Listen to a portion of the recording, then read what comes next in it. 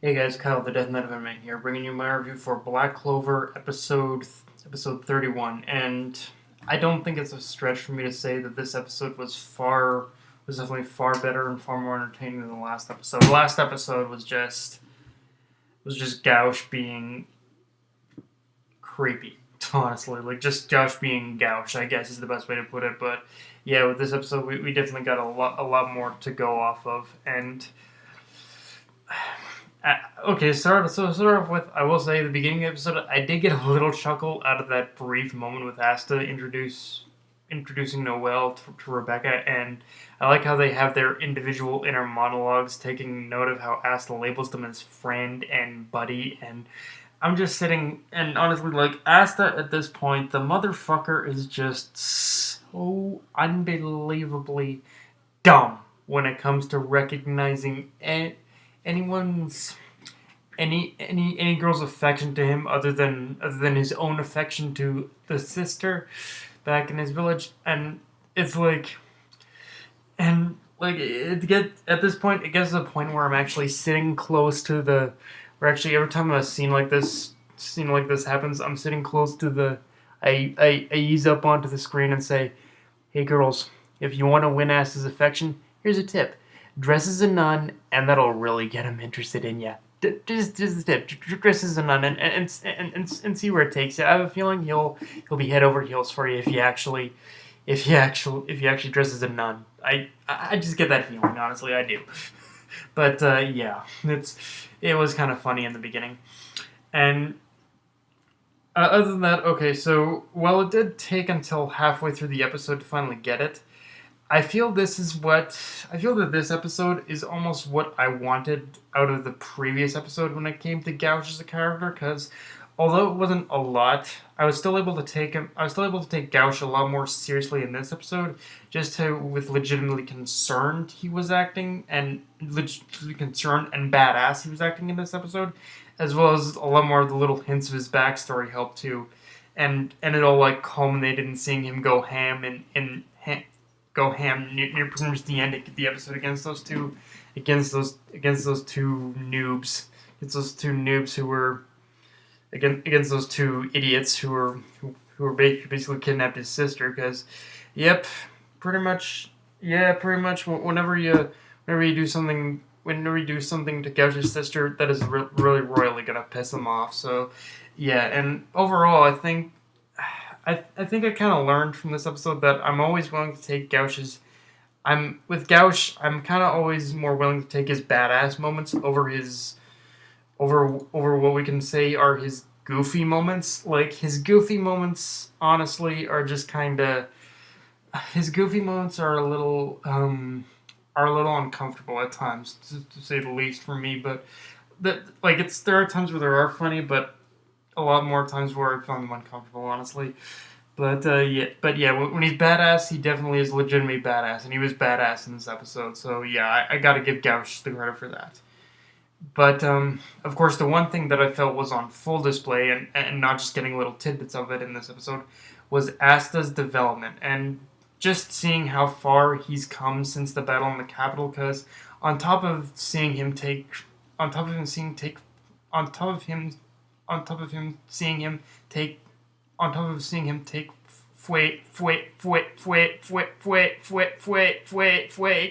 Golian's words to heart, there are honestly a lot of little moments throughout the episode I felt that showcased Asta really starting to take his title and role as a Magic Knight seriously, like giving Marco his robe and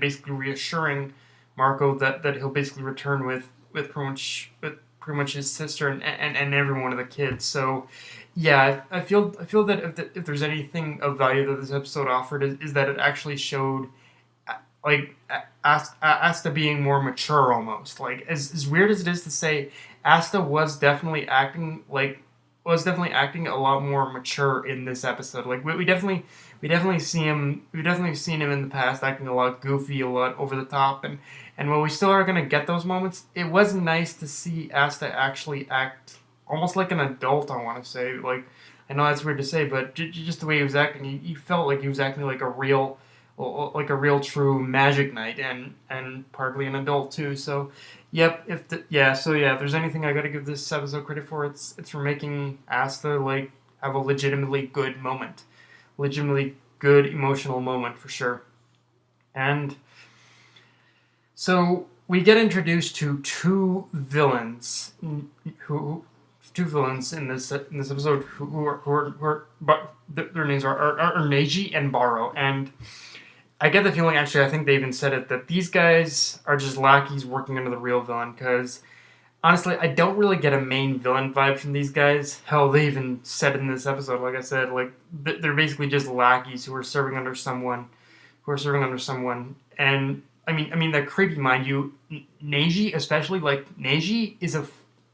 He gave off some fucking pedophile vibes. I'm just saying, like Neji. I think that dude needs to get out more, because honestly, like just seeing Neji say, "I'm your friend, I'm your friend, I'm your friend," that just saying, we're friends, kids, we're friends. Like that was just straight pedophilia for me. Like just seeing Neji just being all upfront and close with him. I'm like, stay the hell away from those kids, Neji. Just stay the fuck away from those kids. But yeah, Neji, he really, out of the two of them, Neji really creeped me out. But Barrow too, he definitely gave off a creepy vibe. Both, but yeah, although yeah, so yeah, Barrow and Neji, they weren't dangerous villains, I'd say, but definitely creepy villains. And if they make that kind of impression on me, I gotta give them the props for that. Although, what was both creepy and dangerous in this episode for me was the machine they're using to steal magic in order to suck the magic out of the kids. And yeah, that was just fucking demented. And I legitimately felt, and again, on a similar level as seeing Neji get up front and close with those kids, I legitimately felt uncomfortable seeing these kids get their magic drained from their bodies. It was like, oh boy, like, yeah. If Black Clover aimed to actually creep me, so I guess overall what I'm saying is that if Black Clover aimed to creep me out with this episode, then good job, they succeeded. So yeah.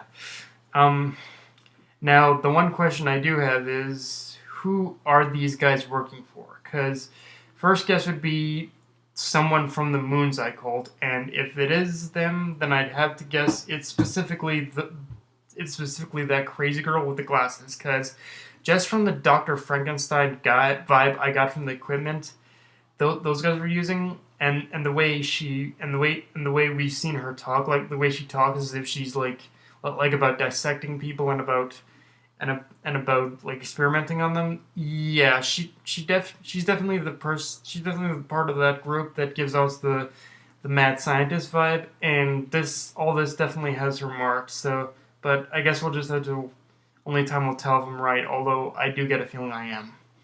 But anyway, guys, that's my review. If you enjoyed the video, like, comment, subscribe, follow me on Twitter and Facebook. Death and That With Me, signing off. Later, guys.